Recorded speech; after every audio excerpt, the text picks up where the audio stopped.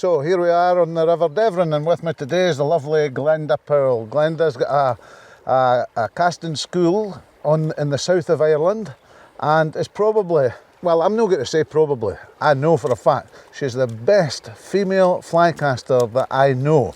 And she's not only the best female flycaster, she's a fantastic instructor as well. So Glenda, the lovely Devon, first time on the Devon? This is my first time in the Devon, and thank you for inviting me to come here this week, Ian. It's been a real pleasure. Yep. It's a beautiful river. Nice river. Small river, similar to the ones in Ireland, I would have thought. Yes. Similar to a lot of rivers in Yes. Ireland. But it's not your first time in Scotland, eh? No, it's not. You have a wee history with Scotland. I do have a history. I do.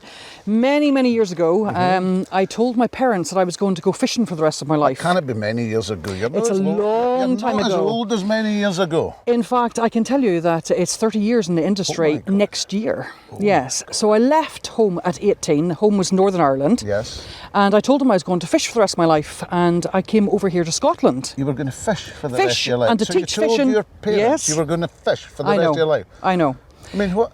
I know. It's one of those things. They wanted me to get a good pensionable job, Ian. And I can't blame them, because of course we both have children and we know what the world's like, and it's good to be in a job where you have a pension and you have benefits. Yes. And, I wanted to go fishing and enjoy fishing, be around fishing people, and somehow get into the fishing industry. So you came to Scotland to do that. So whereabouts in Scotland was it? So I was living in this little place on Deeside, a place called Fingin, which if you looked at it on the map, of course it's Finzine. Right? Which is on the beautiful Royal Deeside. Yes. And it was a super place, but I can remember staring over the bridge at Bankery, looking down, going, my goodness, how on earth am I ever going to be able to fish a river like that, or be able to afford to fish somewhere like that, you know? So how did it come about? Well, what happened was I started to work in nursing homes, and I had this lovely lady, she was a patient in Inchmarlow nursing home. Okay, I know it well. Mrs. Chidsey was her name, and she was quite an old woman at that point. And she knew the story of me leaving home, telling my parents I was going to go fishing for the rest of my life, and she was a fantastic mentor. Because she said to me every day I'd go into work, she says, well, what are you doing here today, Glenda? How are you going to fulfill your dream? You told your parents you're going fishing. What are you still doing here? Yeah. And she was wonderful. I used to cringe going into her, and I'd go in thinking, oh, you silly old woman, she's going to say the same thing to me again today. And of course, Ian, in those days, we went to work. We just got enough money to pay the rent, and to go and have a few drams or whatever else. I mean, we weren't. Important. Yes, important, and it was important to live. And I think that I really did grow up here.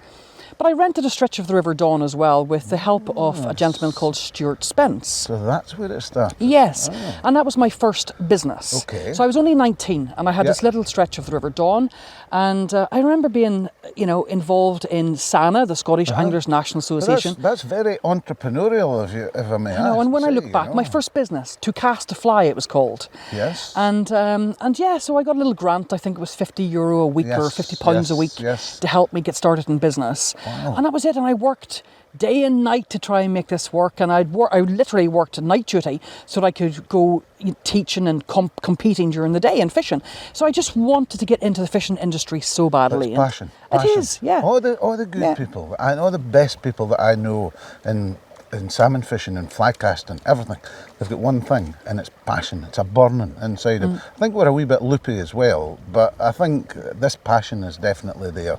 So that's an amazing story, lass, I have to say.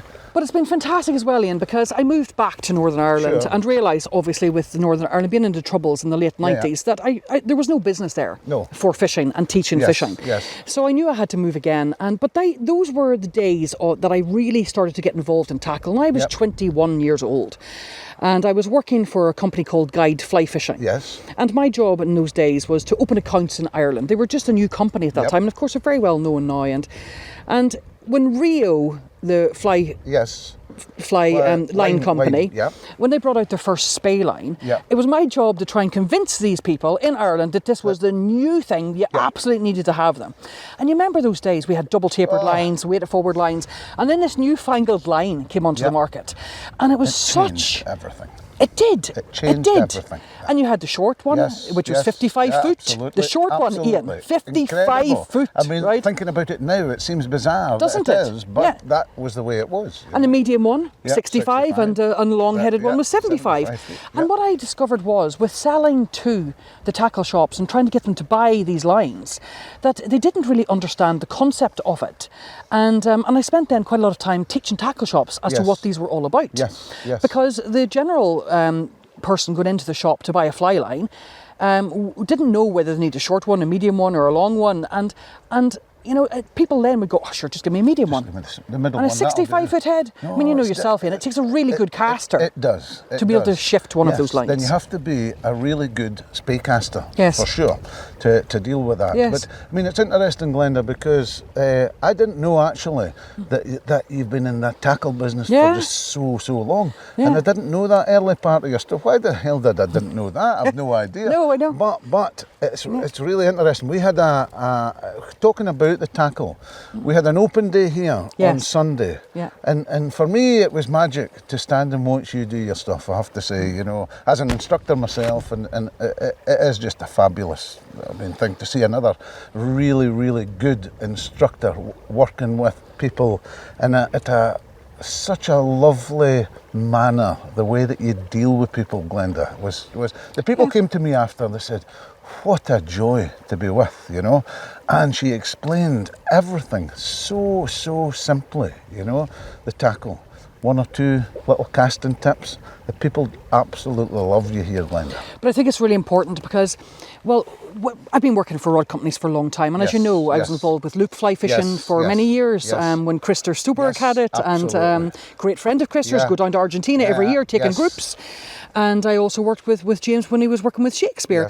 Yes. And what's really important is that people know what is going to suit them best. Yes. And I think that's what these days are about. Yes, Glenda. it's not about, you know, you need a new rod. I mean, that's never what I've been involved in. And you too, Ian. It's about trying to help people. Absolutely. And I think what was so special about the day here was that the people came along. They got to try the rods, yes. But people then went away and brought back their own rods to try different things on their rods. Absolutely. Because what we were doing was we were teaching during the day, and people got a little bit of inspiration out of thinking, okay, maybe the head doesn't need to be as long as that, or maybe a shorter head would suit me. But when you have never thought of this before, or never, and then you have like renewed enthusiasm for the sport. It's very important for those people. Absolutely. And I mean, I'm not going to talk about tackle so much here. However, the day was a Cadence day, and we had a lot of people down to look at the new Cadence rods. And the River Devon here is probably 20 metres wide, something like that. A lot of the river, you're not actually wading in it, to be quite honest, and it's detrimental to wade in it because you'll spook the fish, you know. So some of the equipment that we've designed here, i.e. the Micro Spey rods and the Micro Spey lines, they would seem ideal on nice days, because the Micro Spey rod is like an 11'3" rod. We've got them in like 3, 4, 4, 5, 5, 6, 6, 7, 7, 8, and 8, 9. But we also have got these range of double handers. All of which work really well, or certainly the 12 foot works really well with the Micro Spey line. This is what I was finding. Your first question to me yesterday was, Ian, how did the Micro Spey line go with that 12 fix? Yes. I said, Glenda, it's really good. Give it a try. Here it goes. So tell me how that went on because the day. It was fabulous. Because what I was thinking, of course, was, and we have the Spey lines, which are 50. So they're ranging from 48 to 60 foot head. We have the shooting headlines, which are fabulous as well, and they range from 38. So 38 through to 42 feet. Okay, and that's fine, Ian, right? And they were designed for the double-handed rods.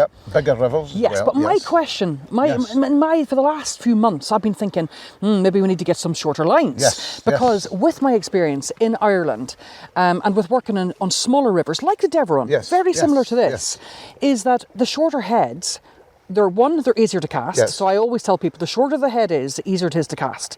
So you get people fishing faster if they've never fished before with the shorter heads. But as well, if you can't wade, then it's quite difficult sometimes to get the shorter heads to do, or the longer heads to do a spey cast without hitting all of the vegetation.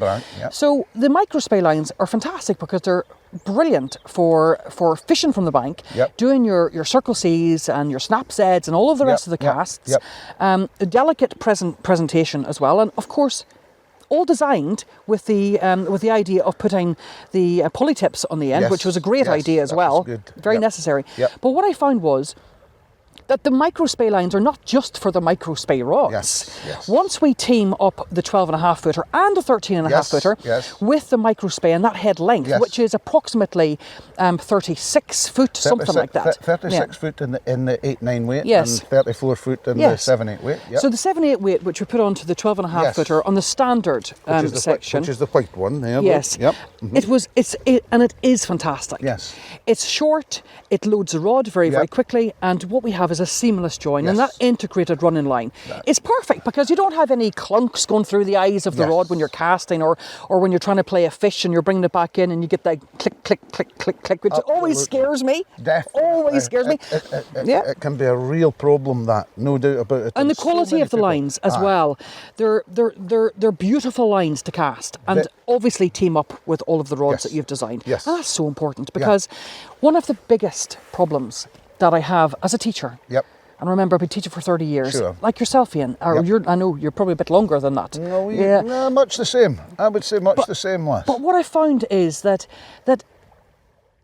to get the line to match the rod is always a problem for people. No doubt. And one of the biggest things is that when you go into a tackle shop to try and do this, well, you can't try it. No. That is the other reason why it's so important, because some people would prefer a slightly heavier line. Some people would prefer a slightly lighter line on the rod, and that's why you designed the rods, of course, to have multiple pieces. The way I've done it, and for me, it's all about connecting that line to the technique of the person. And to have this open days as we have, then we can, as instructors, we can take the person down, and whoever comes along, and we can fit 2 different sections on the lower half of this rod. We can change the action, because generally speaking, if you have someone that does the classic push technique, because you know and I know that's probably the worst mistake that people make in double-handed casting, but nevertheless people have been doing it for a long time, and because they have been doing it for a long time, they're into that way, and so that is their technique. So what will work for Joe there won't work for Fred up here. If he has a snappy short stroke technique. So that means we can fit up the bottom sections of this with a slightly stiffer rod for the underhand caster, and a slightly softer one for the overhand caster. We can then fit the lines to that particular technique. But to have that on the river bank, and to be able to do that on the river bank, it is really, really helpful. And I saw that on Sunday as well. It was really, really interesting. For me, it's about being able to match the kit to the person. And everybody always talks about balance kit. And they always talk about the line and balancing the rod and the reel balancing the rod. But one of the things that people forget when they're learning how to fish is that kit absolutely needs to balance the person who's using it. And I have a story to tell you about the Micro Spey, actually. Go for it. I was on the Blackwater. It was the last week of the season, and there was this lovely family came along, and I'd interviewed this lovely woman called Lucy. Now Lucy was the mother of this beautiful girl, Pippa, and Pippa came along to go fishing. And Lucy had given her one of her 13-foot rods to go fishing with. It was an older, heavier style rod, Ian. And she brought me along to teach her. So I was teaching the family group, and I was looking at Pippa, and she was struggling. And you know when you cast forward, and if you can't stop the rod, then you can't unload the rod, you know, and it's not working properly for you. And I just found the whole thing was very, very heavy for her. So I had the 6'7" Micro Spey with me, a very light little rod, beautiful rod. 150 grams, very, very light. Yes, very light. And she took it, and well, sure, it was a great problem solver for her. She couldn't believe how light it was to begin with. Yeah. She then cast it, and of course could cast much further with it than what she could do with a 13-footer. And longer. And longer. Yeah. Yeah. And anyway, I left the group, and I left the rods with the group because I realised that they didn't have rods there, so I just left all of the Cadence rods with the group for the few days we were fishing. I got this wonderful phone call one evening to say that she had landed a 17.5-pound salmon on her 6'7" Micro Spey. So the Micro Speys are not for smaller grills or anything else. I mean, they're for predatory fish. They're for big fish. I took them to Argentina this year, and we caught many sea trout. And, you know, the smallest sea trout down there is 5 pounds. Do you know? The biggest one, I had 35 sea trout to 15 pounds. And a lot of those fish were on the Micro Spey. And tell me this: did you use the 12-foot 6 rod? Oh, I did. As well? Very, very good. Because this great for wind. Great for wind. This is it. And that's why we're using it today. We have a bit of wind here today. Absolutely. And, otherwise, we'd be using the Micro Spey in a place like this. We would. But to use a 12.5-footer in the wind is great. And that was perfect for it. Absolutely perfect. What I really like about the rods myself, and, you know, I've tried a few rods in my time, and we've been lucky enough to be able to do that. You've been testing rods for how long? I've been testing rods... my very early days with loop. So I've been testing rods since we'll say 25 years, Ian, something like that. So you're going to be much the same as me. I mean, when I moved house recently, and I think I moved about 220 rods from the loft, you know, all test rods, testing. People often ask me, how many fish you catch? I spend my time testing rods all the time, or putting my guests on to fish. Yeah. You know, but you'll be the same. You'll have all that rods. Yes, but when I do get a chance to fish, which I spent a week fishing myself in Patagonia this year. And actually I did a lot of fishing in Greenland as well. Also with the Micro Speys for Arctic char, sea-run Arctic char, very hard fighting fish. 3-4 pounders? They were actually bigger than that. Is that right? Somewhere between 4 and 7. Okay, yes, cool. Big Arctic char. That's big. And the rods were great for that too. But what I like about them is that you can actually feel the fish. I think we've gone stiffer and stiffer and stiffer in the tackle industry. And sometimes, you know, a bit too stiff in my personal opinion. Definitely. You know? They're all following that same model. I like the feeling of playing a fish. So do I. On a rod which is responsive. Well, it's really interesting when you say playing a fish and too stiff a rod. The guy that owns this beat here, Jim Cruikshank, last year he called me. And he said, Ian, he says, I've lost, 6 fish on the trot. He says, I don't know what the hell's happening. And I said to him, what kind of rod have you got, Jim? He said, well, he says, come and see it. And it was an old rod that he inherited when he bought this place. And I says, I'll tell you what you need, Jim. You need this Micro Spey. And funnily enough, he took me down to a pool just below the lodge there, and made my fish down the pool. And I caught a nice 15-pounder with this Micro Spey set up. It was lovely. It was a really nice moment. But what happened was I gave him the rod to try, and because it was a softer rod than he'd been used to, he struggled with it to begin with. And he said, I'm not sure if I like that. I said, honestly, this is how it works. And then suddenly the penny dropped. And I said, what'll really help, Jim, is once you start playing fish on this, you'll love playing fish, but I can guarantee you won't lose as many. Well, he came back to me at the end of the season and he said, Ian, since that rod, he said, I hooked 20 fish. He says, I landed 18 of them. One, the line broke, the nylon broke, and the other one, he said, the hook snapped. Wow, so nothing to do with it, nothing to do. Yeah. So very often, if you're fishing a too stiff a rod and the species of the fish, which in that case were grills, maybe 3-4 pound, are too light, the rod's not going to bend. No. And when that fish is just about ashore, you know what's going to happen. So it's interesting you said about the 7 pound Arctic char as well. Yes. I mean, that's serious Arctic char up there. Arctic char are one of the hardest fighting fish that I've ever played. Yeah, I had a crack in Iceland with them. Unbelievable. Really brilliant. Brilliant. And that, as you say, that rods are just, fantastic. But I like the fact that they are a proper double-handed rod. They're not a switch rod as such, you know. They've not got a short little handle. They've got a proper double-handed handle. And for me, for my spey casting, and for you, for your spey casting, it's going to make it much, much easier, definitely. Yes. Or much better, yeah. But So, Glenda, where is it from now? Where are you heading from the Devon? From the Devon, I'm going to fish the River Dawn again. What are you going to be fishing there with? What's your going to be weapon of choice? Well, I'm not sure yet. Actually, the Micro Spey probably. Yes. Probably the 6-7 Micro Spey. Depends on the wind or not, Ian. Yep. But the small little river, and I have not fished it since I was about 21 years old. Wow. So I'm going back to the same beat that I was renting when I was that age. Yep. And I booked myself onto a place called Moonhawk in Brandley. And I'm going to go fishing there for a day.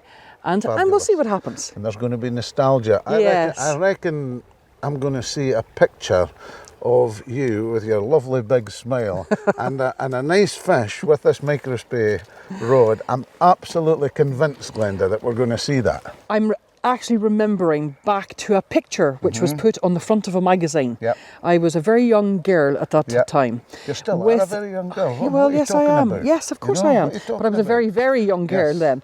And I was sitting on a log beside the hut at Moonhawk with a salmon, because of course in those days we killed a lot of fish. Yep. And I was sitting with probably one of my first salmon I'd ever caught on the log in my green rubber waders, because these things didn't exist back then, you know, and with a fish and a big smile with, I think, red lipstick. That seems to have taken off. There's a lot of that now, lads. Definitely. Here, well, Glenda, thanks a million for coming up to the Devon. It's a great pleasure. Wonderful. And helping us with this, because wonderful to meet. Honestly, your addition to this team for me is just priceless. Absolutely priceless. You're a fantastic lass. So many people looked at your casting down there on Sunday, and they said to me, I cannot believe how good that lassie casts. I said, here, she's the best. And you are. Here, put it there, Thank you, lass. Ian. Put it there. You're a star. Thank you.